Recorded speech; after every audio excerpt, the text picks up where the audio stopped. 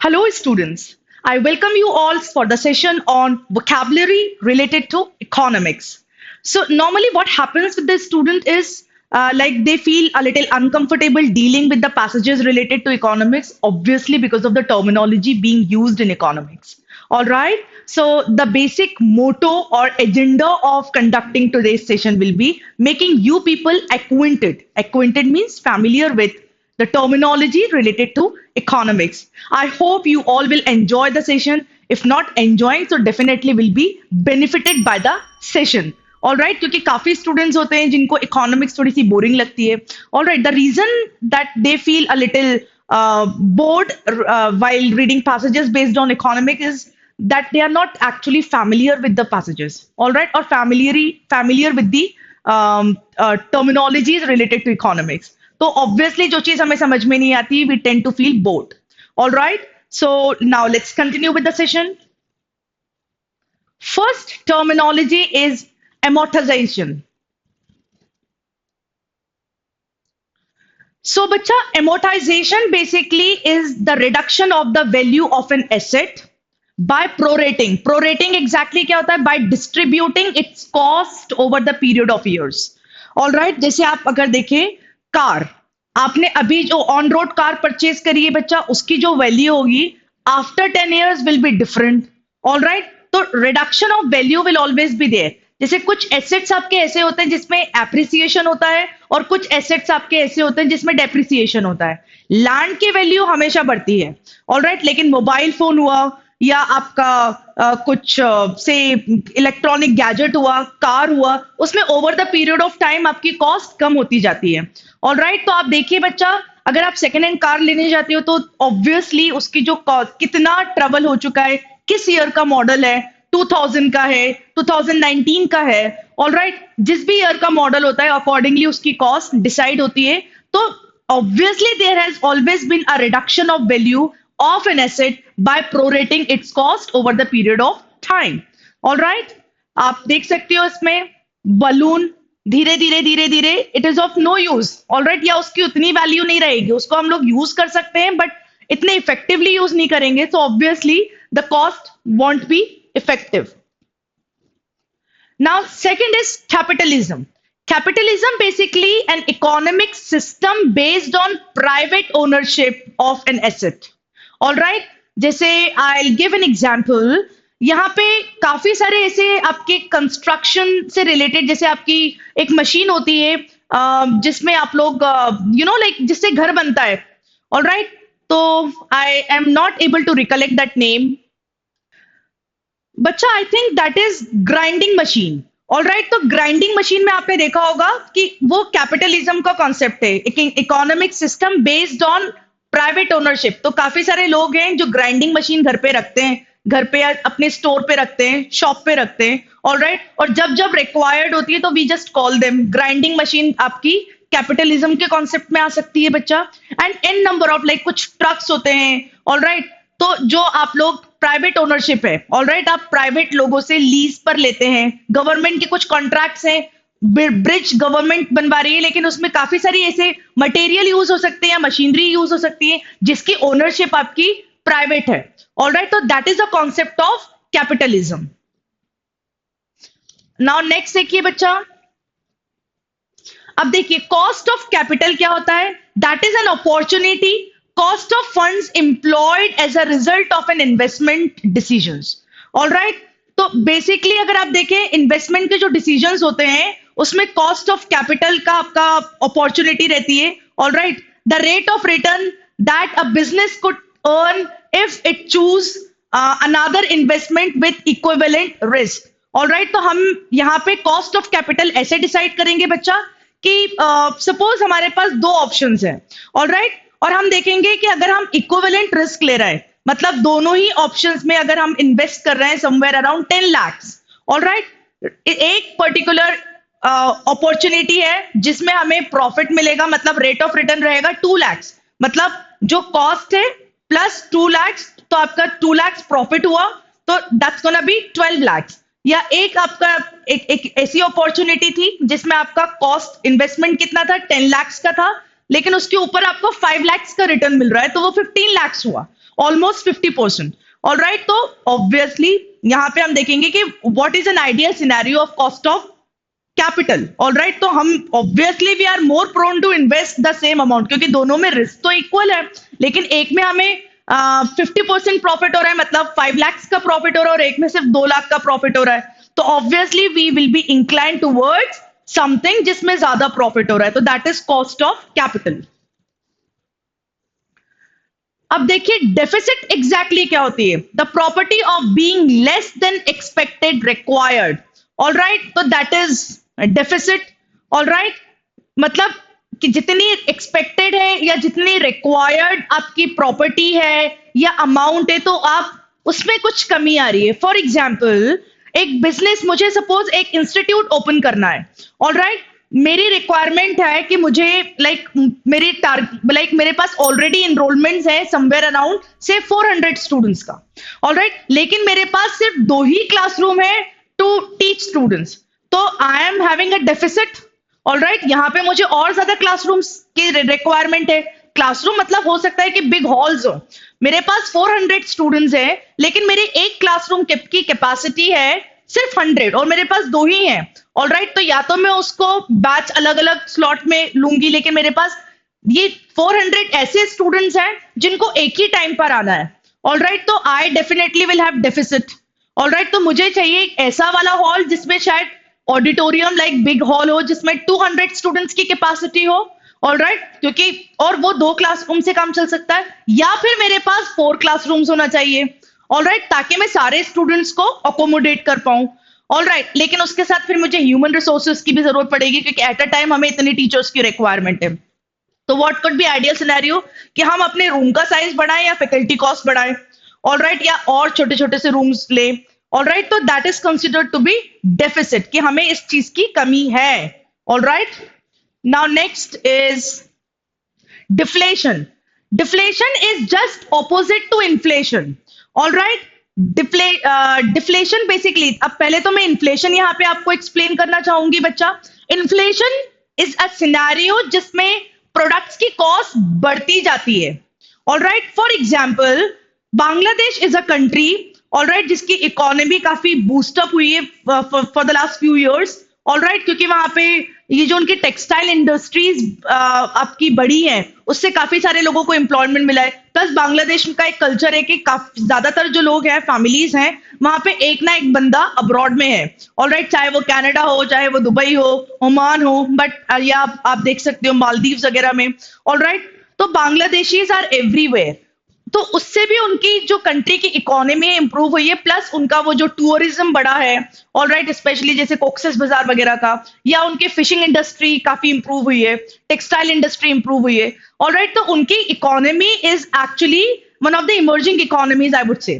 All right, लेकिन बच्चा वहां पे इन्फ्लेशन भी है। इन्फ्लेशन का मतलब होता है हर चीज की कॉस्ट बढ़ी हुई। ऑल राइट, जैसे हमारे यहाँ कोकोनट वहां पर भी उसका प्रोडक्शन होता है, कोकोनट वाटर का। हमारे यहाँ अगर हम कोकोनट देखते हैं 40 रुपीज का आता है, तो वहां पे हम देख सकते हैं कि 70 टाका का आता है बच्चा।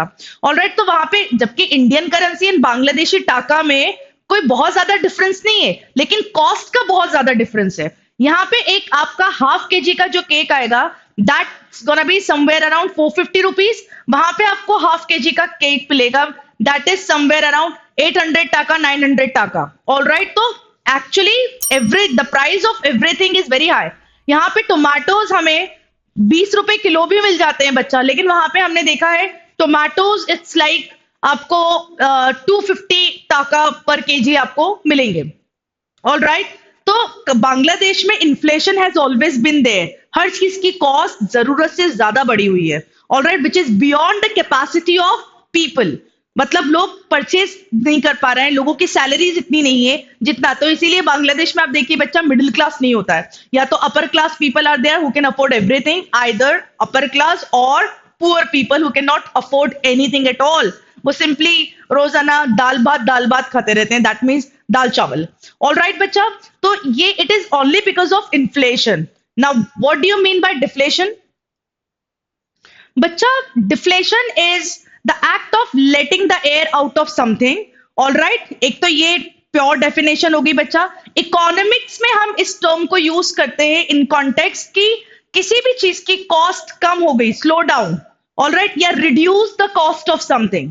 फॉर एग्जाम्पल, अगर जैसे मैंने आपको कोकोनट वाटर का एग्जाम्पल दिया, तो वहां पे अगर 70 टाका का मिल रहा है, all right, but it has come down, it got let down, और उसकी जो कॉस्ट है अब हो गई 50 टाका, तो दैट इज डिफ्लेशन। कि आप किसी भी चीज की कॉस्ट को रिड्यूस करें, ऑलराइट, इन्फ्लेशन में कॉस्ट बढ़ती है, डिफ्लेशन में कॉस्ट कम होती है, ऑलराइट, तो that is the difference between the two. Now next is depreciation. सबको पता है बच्चा, प्रॉपर्टी में एप्रिसिएशन होता है। जैसे अगर मैंने एक प्रॉपर्टी आज खरीदी है समवेयर अराउंड 50 lakhs की, ऑलराइट, एक साल के बाद हो सकता है वो 80 lakhs की हो जाए, और हो सकता है कि वो 1 करोड़ की भी हो जाए, दैट डिपेंड्स कि आसपास कितना डेवलपमेंट हुआ, ऑलराइट। डेप्रिसिएशन ऐसे एसेट्स होते हैं जिसकी कॉस्ट हमेशा कम होती रहती है। फॉर एग्जाम्पल, आपने कंप्यूटर्स लिए या आपने मशीनरी ली किसी भी इंडस्ट्री के लिए, या आप फॉर एग्जाम्पल आपने एक नमकीन बनाने की इंडस्ट्री स्टैब्लिश करी जिसमें आपने काफी सारी मशीनरी ली, तो अगर आप उस मशीन को बेचोगे बच्चा, तो उसमें डेप्रिशिएटेड कॉस्ट मिलेगा, अमाउंट मिलेगा आपको, ऑलराइट, क्योंकि उसका जो वैल्यू रहेगी वो डिक्रीज होगी। सिमिलरली, अगर आपने कंप्यूटर्स लिए काफी सारे, ऑलराइट, एंड आपका बिजनेस शट डाउन हो रहा है, अब आप कंप्यूटर्स को सेल आउट करने का सोच रहे हो, तो उसमें आपको डेप्रिशिएटेड कॉस्ट मिलेगी, चाहे भले आपने 1 साल पहले ही कंप्यूटर क्यों ना यूज लिया हो सकता है कि आपने उसको बिल्कुल नेग्लिजिबली यूज करा है, उसको आपने यूज ही नहीं करा है, तो भी आपको वो उसी कॉस्ट में तो बिल्कुल नहीं मिलेगी बच्चा जिस कॉस्ट में आपने परचेस करा था, ऑलराइट, तो दैट इज डेप्रिसिएशन।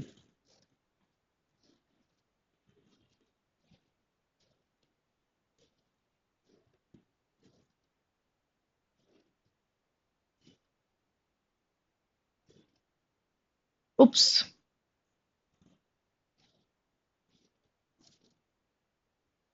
अब देखिए बच्चा, डिप्रेशन। डिप्रेशन के लिए मैं आपको पूरी एक साइकिल एक्सप्लेन करना चाहूंगी, that is business cycle, alright. अब देखिए बच्चा, बिजनेस साइकिल क्या होती है।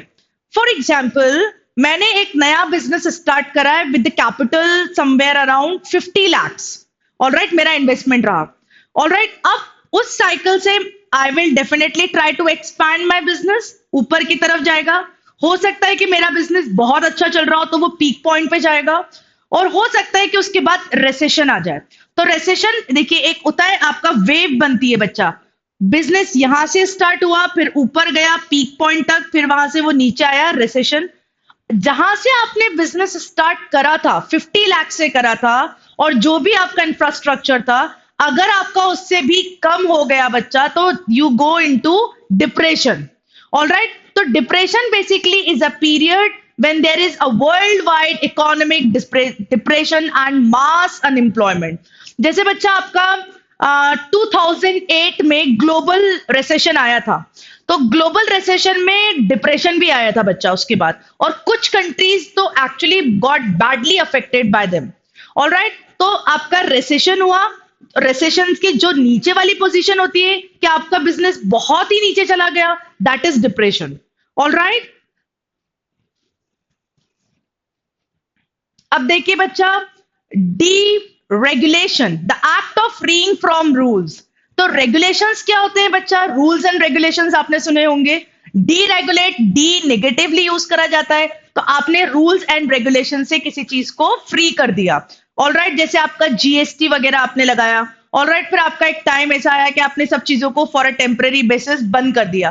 फॉर एग्जाम्पल, कोविड-19 के टाइम पर बच्चा व्हाट हैपेंड कि बैंक से जिन जिन ने लोन लिया था, तो उनके 2-3 महीने के लोन्स का बोल दिया गया था कि you are not suppose to pay, all right. तो मतलब टेम्पररी बेसिस पे ही सही, बट आपको आपके जो बैंक्स के रोल्स थे, या बिल पे नहीं करना है, for example electricity bill government ने कहा था कि आप ये 2 महीने अगर आप नहीं कर रहे तो उस पर पेनल्टी नहीं लगेगी, या समथिंग लाइक दिस, ऑलराइट। तो that is considered to be deregulation. That means जो हमारे ऊपर रूल्स एंड रेगुलेशन इम्पोज करे जाते हैं, टेम्पररी ही सही, लेकिन कुछ टाइम के लिए वो रूल्स अगर आप पे हटा दिए जाए, ऑलराइट, कि for these many months you are free from all these rules and regulations, so that's considered to be deregulation, all right।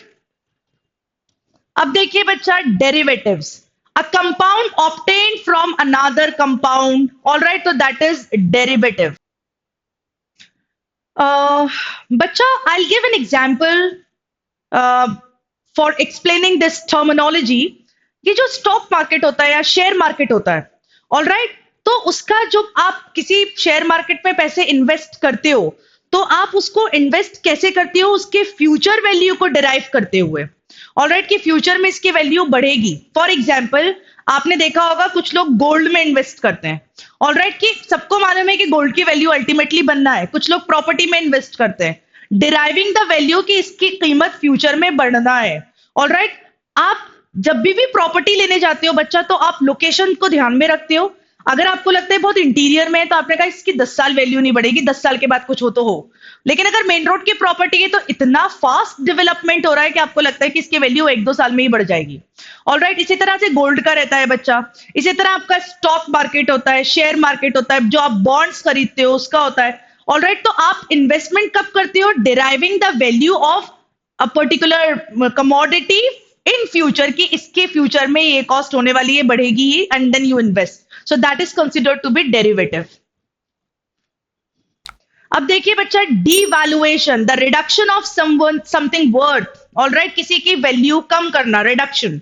For example, जैसे बच्चा एक प्रॉपर्टी है फॉर एग्जाम्पल, ऑल राइट, और लोग उसमें इन्वेस्ट, आपने उसकी माउथ पब्लिसिटी कुछ इस तरह की कर दी कि उसकी प्रॉपर्टी की कॉस्ट ऑटोमेटिकली कम हो गई, ऑल राइट। आपने कहा कि भाई ये तो गवर्नमेंट की प्रॉपर्टी है, ये हमारी प्रॉपर्टी है, ये किसी की प्रॉपर्टी नहीं है, इसको इलीगली सेल आउट करा जा रहा है, ऑल राइट, या ये प्लॉट बिक गया है। तो you are actually trying to devaluing something, all right, कि ये प्रॉपर्टी तो वो है, इसमें कंट्रोवर्सी है और कुछ लोग इसमें इन्वॉल्व हैं, तो ऐसी चीजों में ना पड़े तो बेटर है, ऑल राइट। तो दैट इज डीवैल्यूएशन।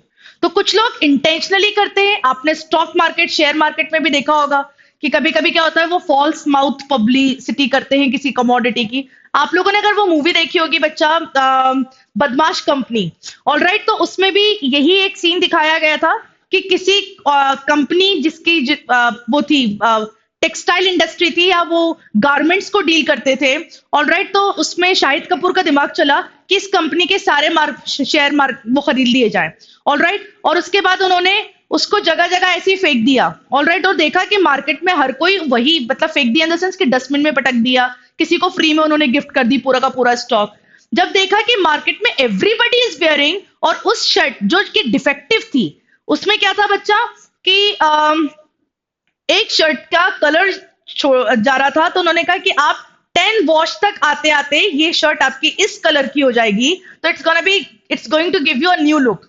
मतलब जो डार्क कलर आपने पहना, शेड बाय शेड, तो आपको हर बार एक नया लुक मिल रहा है, तो दैट इज द स्ट्रैटेजी। और ऑटोमेटिकली उसके बाद उसका प्रोडक्शन बढ़ा, लोगों ने मार्केट में वो शर्ट्स खरीदना शुरू कर दिया, ऑल राइट, और उसके जो शेयर मार्केट थे, ऑल राइट, वो उस पर्टिकुलर प्रोडक्ट के लिए वो उठ गया, कंपनी के शेयर्स आपके उठ गए, ऑल राइट। तो दैट इज वैल्यूइंग। उसका जस्ट ऑपोजिट अगर आप करें, माउथ पब्लिसिटी नेगेटिव करें, तो that is devaluation, all right. तो डिवैल्यूएटिंग समथिंग कि इसकी इतनी वर्थ नहीं है। आपने बीच में एक सुना होगा कि नोकिया के जो मोबाइल फोन्स हैं वो बर्स्ट होने लगे थे, ऑल राइट, उनकी बैटरी डिफेक्टिव थी। वो अपने आप में बच्चा एक बहुत बड़ा, मतलब हो सकता है कि एक आध दो केसेस ऐसे हुए हो, ऑल राइट, लेकिन वो इतने ज्यादा उसको पब्लिसाइज करा गया था कि नोकिया की मोबाइल फोन्स की कॉस्ट बहुत ज्यादा नीचे आ गई थी, जबकि एक जमाने में Nokia was actually doing really great, all right. उसके बाद से लोगों ने, people stopped buying mobile phones from Nokia,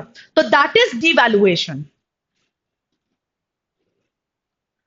अब देखिए बच्चा, disinflation, a reduction of prices intended to improve the balance of payments, all right, तो दैट इज डिसइंफ्लेशन।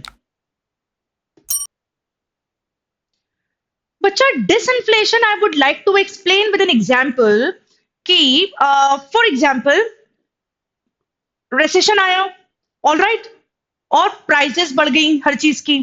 अब लोग वो चीजें, वो कमोडिटीज खरीद ही नहीं पा रहे हैं, ऑल राइट, और वो उस कंट्री की इकोनॉमी को सपोर्ट करने के लिए बहुत जरूरी है, ऑल राइट। तो फिर ऐसे में कंपनी की कुछ तो पैसा है, ऑल राइट, कुछ तो बिजनेस हो। उस कंडीशन में हम जानबूझ के टेम्पररीली कुछ चीजों की प्राइस बहुत कम कर देते हैं, ऑल राइट, जो हम कम कर सकते हैं, ऑल राइट, ऐसी चीजों की, ऐसी कि हम प्राइस जानबूझ के कम कर देते हैं। फॉर एग्जाम्पल मोबाइल कंपनीज में आप देखिए बच्चा, ऑल राइट, अलग अलग आपके मोबाइल कंपनीज हैं, mobile companies in the sense service providers की बात कर रही हूँ, जैसे मैं एयरटेल हुआ, ऑल राइट, या फिर आपका जियो हुआ, या फिर आपका आइडिया हुआ। आज तो बच्चा मोनोपोली है कि जियो ही ले रहे हैं सब लोग, ऑल राइट, लेकिन एक जमाने में बच्चा ये एयरटेल एंड आइडिया ये बहुत ज्यादा टफ कंपटीशन था, वोडाफोन इनके बीच में बहुत ज्यादा टफ कंपटीशन था, ऑल राइट। तो बच्चा वो लोग क्या करते थे, जानबूझ के अपनी कॉस्ट को कम कर देते थे, डेटा की कॉस्ट कम कर दी, ऑल राइट, या आपके जो टॉप अप्स डलते थे उसकी कॉस्ट कम कर दी, ऑल राइट, ताकि उनको ज्यादा वो अपने जो राइवल्स हैं, ऑल राइट, उनको वो बीट कर पाए, ऑल राइट। तो वो जानबूझ के इस तरह की सिचुएशन को क्रिएट करते थे। तो that is perhaps the best example of disinflation, जब आप जानबूझ के कॉस्ट को कम करते हो, intended to improve the balance of payments. अब देखिए econometrics, the application of mathematics and statistics to the study of economic and financial data। All right बच्चा, आप लोगों ने देखा है कि इकोनॉमिक्स आपके ज्यादातर ग्राफ्स के थ्रू एक्सप्लेन करा जाता है, ऑल राइट, उसमें काफी सारे मेट्रिक्स लगते हैं। तो इकोनोमेट्रिक्स का मैं यहाँ पे एग्जाम्पल दे रही हूँ, आप देख सकते हो बच्चा, आपका इनपुट होता है एंड देन आउटपुट होता है, ऑल राइट, जिसमें आप देखिए इनपुट में you refer to theories, all right, आप इनपुट करते हो, parameters used in data, model selected, confidence area drawn, assumption taken, test of hypothesis conduct, methods apply, graphic tools used। Alright, तो ये last तक आते आते आप देखिए जीडीपी हम लोग कैसे देखते हैं, जीडीपी लास्ट ईयर के कंपैरिजन इस साल कैसी है, या कई सालों का कंपैरिजन आप देखते हो, वो सारे जो कंपैरेटिव डेटा एंड एनालिसिस होता है ना बच्चा, वो इकोनोमेट्रिक्स के थ्रू होता है बच्चा, ऑल राइट। तो this is one of the most important tools in measuring the situations in economic conditions, all right. अब देखिए इक्विटी क्या होता है बच्चा, the quality of being fair and reasonable. अब ये देखिए बच्चा, this is not reasonable, all right, this is really not. आप देखो यहाँ पे दोनों ही चीजें, इक्वालिटी में आप लोग तीनों को एक साथ आपने देखा, एक ही साइज के बॉक्सेस दिए हैं, ऑल राइट, जबकि इनको इतनी जरूरत नहीं थी, the person who is tall, all right, देखिए, एंड लास्ट को देखिए बच्चा, the short heighted child, he is not even able to see, तो दैट इज इक्वालिटी का कॉन्सेप्ट। लेकिन हम लोग आज क्या बात करते हैं, रीजनेबल डिस्ट्रीब्यूशन होना चाहिए कि सभी की कंडीशन इंप्रूव हो, ऑल राइट। तो यहां देखिए बच्चा, the box wasn't required here, only one box is required here, and this child is requiring 2 boxes, तो इनकी बॉक्स इधर आ गई, ऑल राइट। तो बच्चा that is a concept of equity। Equity basically is it works on the basis of fair, reasonable or impartial judgments, all right। Now next देखिए students, fiscal policy basically is financial policies and monetary policies, all right। जैसे हमारे यहाँ RBI decides on various fiscal policies, a government policy for dealing with the budget, all right। तो that is fiscal policy. जैसे आप देखिए हर साल budget आता है, ऑल राइट, किस चीज की कितनी कॉस्ट होगी हमेशा से हम लोग डिसाइड करते हैं अपने बजट में, जो ईयरली बजट हमारा आता है या 5 years में एक बार आएगा, ऑल राइट। तो all those things will be counted in fiscal policy. जैसे ये जो आपका जीएसटी वगैरह था कि हम लोग we are going to impose GST on everything, all right, तो बच्चा that is also a part of fiscal policies. Now देखिए बच्चा, यहाँ पे fiscal policy and monetary policy के बीच में क्या डिफरेंस है, I am going to explain that now, all right. आप देखिए, fiscal policy is change in government spending and tax rates, all right, जबकि मॉनेटरी पॉलिसी में क्या होता है बच्चा, change in interest rate, monetary supply, all right. Fiscal policy is set by government, monetary policy is set bye central government. अच्छा, मैंने गलत example दिया था, आई एम सॉरी। यहां पे आप देखो, फिस्कल पॉलिसीज आर डिसाइडेड, जो बजट होता है ना बच्चा, वो गवर्नमेंट बनाती है, ऑल राइट, वो आपके मिनिस्ट्री बनाती है। तो ये तो होगा बच्चा फिस्कल पॉलिसी। और आरबीआई की जितने भी चीजें, सेंट्रल बैंक क्या है हमारा, आरबीआई है, आरबीआई की जितनी भी पॉलिसीज होती है कि कितने % इंटरेस्ट लगना चाहिए होम लोन में, कितने % इंटरेस्ट लगना चाहिए गोल्ड लोन में, या जो भी उनकी प्रॉब्लम्स या जो भी चीजें हैं बच्चा, ऑल राइट, तो that is being decided by monetary policies. कि इंटरेस्ट रेट कितना होना चाहिए। यहाँ पे तो आप ये डिसाइड करते हो कि आपका गवर्नमेंट तो टैक्स इंपोज करती है ना बच्चा, government is not taking interest from you, वो वहां पे टैक्स इंपोज करती है। तो गवर्नमेंट की स्पेंडिंग और जो टैक्स का रेट होता है दैट इज बीइंग डिसाइडेड। जैसे पहले बच्चा क्या था, 2.5 लाख का था कि 2.5 लाख अगर फीमेल कमाती है तो उससे ऊपर का जो अमाउंट होगा उसके ऊपर उसका टैक्स लगेगा। बट आज की सिचुएशन में इट्स 5 लाख, कि 5 लाख तक तो फीमेल को रिबेट है, लेकिन अगर वो उसकी annual income more than 5 lakh है ईयरली तो उसके ऊपर टैक्स इंपोज होगा। तो that is being decided by fiscal policies. Alright, ये गवर्नमेंट पॉलिसीज नहीं होंगी। फिस्कल पॉलिसी का कोई स्पेसिफिक टारगेट नहीं होता, क्योंकि गवर्नमेंट जो रन करती है थ्रू आउट, ऑलराइट, या जो गवर्नमेंट की स्पेंडिंग्स होती है रोड कंस्ट्रक्शन, मॉन्यूमेंट कंस्ट्रक्शन में, या जहां पर भी गवर्नमेंट की जो ऑर्गेनाइजेशंस हैं वहां पे लोगों को सैलरीज वगैरह देना, गवर्नमेंट के स्कूल्स में स्पेंड करना, हॉस्पिटल्स में स्पेंड करना, ऑलराइट, तो वो बेसिकली टैक्स के थ्रू कलेक्ट करती है। रेवेन्यू कहां से आता है? टैक्स के थ्रू। ऑलराइट, तो उनका सिर्फ इतना ही स्पेसिफिक पर्पस होता है। लेकिन मॉनेटरी पॉलिसीज का एक्चुअली पर्पस क्या होता है बच्चा? दे target inflation, side effects on government budget और बोरोइंग। ऑलराइट, यहाँ पे बच्चा देखिए इसके जो मॉनेटरी पॉलिसी है उसके जो साइड इफेक्ट्स होते हैं वो एक्सचेंज रेट या हाउसिंग मार्केट्स में होते हैं। एक्सचेंज रेट कि अगर बाहर की करेंसी इंडिया में आ रही है तो उसका एक्सचेंज रेट क्या होगा, ऑलराइट, या हाउसिंग मार्केट की लोन वोन के लिए। Now strong political dimension to change tax rates, mostly independent from political process. All right, यहाँ पे गवर्नमेंट का इन्वॉल्वमेंट है बच्चा, तो ऑब्वियसली पॉलिटिकल डायमेंशन तो होगा ही फिस्कल पॉलिसी में, जबकि monetary policy is being taken care by central government, तो it works independently from the political process. Now free lunch exactly क्या होता है? समथिंग एक्वायर्ड विदाउट एफर्ट और पेमेंट और ऑब्लिगेशन, तो that is considered to be free lunch. तो बच्चा आप देखिए there is no free lunch कहा जाता है, मतलब एवरीथिंग कम्स विद कॉस्ट। जैसे आपने रैट के लिए यहाँ पे एक स्लाइस रखा है, I don't know what kind of slice is, alright, ये तो मुझे मीट लग रहा है बच्चा, ऑलराइट, चिकन पीस। तो आप देख सकते हो बच्चा कि ये क्यों रखा गया था? जस्ट टू ट्रैप rodents और rats और mouse, all right। लेकिन बच्चा यहाँ पे तो मतलब ये कोई फ्री लंच नहीं होता। तो अगर कुछ if anything is coming for free, या तो वो इतनी इफेक्टिव नहीं होगी बच्चा, या उसके पीछे डेफिनेटली कोई ना कोई कैच जरूर होगा, कोई ना कोई अट्रैक्शन जरूर होगा। ऑल राइट, हो सकता है कि it is basically for you know like government, या तो गवर्नमेंट या आपका सेंट्रल बैंक कहीं ना कहीं जाके अपने कंज्यूमर्स या सिटीजन्स के साथ दे try to play tricks on them. All right, so that is free lunch.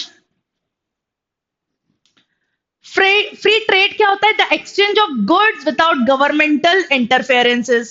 All right, so that is free trade. All right, for example, अगर बच्चा ये बहुत छोटे लेवल पे हो फ्री ट्रेड, बड़ी बड़ी ऑर्गेनाइजेशंस के तो टाइप्स होते हैं, उनके ऊपर प्रॉपर मॉनिटरिंग होती है। ऑल राइट, लेकिन आप लोकल लेवल पे गए बाहर, ऑल राइट, आपने कुछ नहीं लिया, सपोज आप बांग्लादेश ही चले गए, I am giving example of Bangladesh because I had been there, all right, तो like it's very easy to get examples like this. तो बच्चा उसमें एक चीज थी कि वहां पे टेक्सटाइल इंडस्ट्रीज, वहां पे मुझे हर कंपनी के अच्छे अच्छे कपड़े बहुत ही कम कॉस्ट पे मिल रहे हैं। ऑल राइट, मैं वहां से लेकर आई, ऑल राइट, और यहाँ पे आके मैंने उन्हीं क्लोथ्स को दुगने रेट्स पर बेच दिया। ऑल राइट, ये बच्चा उन लोगों के लिए ज्यादा अच्छा होता है जैसे जिनकी बॉर्डर्स हैं, जैसे कोलकाता से ढाका जाना आसान होगा। ऑल राइट, वो वहां से गए, सामान उन्होंने एक्सपोर्ट करा और इंडिया में आके उन्होंने सेल आउट करा। ऑल राइट, तो that is free trade, that is the condition of free trade, जिसमें गवर्नमेंट का कोई बहुत ज्यादा इंटरफेरेंस नहीं है। अब देखिए बच्चा, full employment basically is a condition जहां पे सबके पास बहुत सारा काम है करने के लिए। ऑल राइट, तो that is considered to be full employment condition. For example, like we are the employees of Top Rankers, यहाँ पे बच्चा सबके पास बहुत सारे काम है। I am a trainer, I am a teacher, और I am subject matter expert, I have to take classes, at the same time I have to review the mocks, I have to record the mock analysis as well, or I might like I'm delivering a session on YouTube as well. All right, so probably I have a lot of things to do. All right, so that is a full, और ये condition सिर्फ मेरे साथ नहीं है बच्चा, probably almost all the employees in top rankers are working on this model only. All right, कि सबके पास बहुत सारे काम है करने, nobody is free.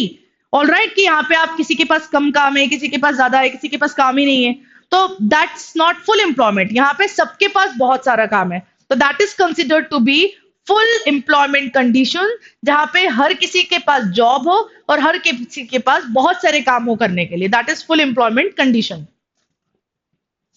अब देखिए game theory. The theory of competition stated in terms of gains and losses among opposing players. तो that is a game theory. हर ऑर्गेनाइजेशन के कॉम्पिटिटर्स होते हैं.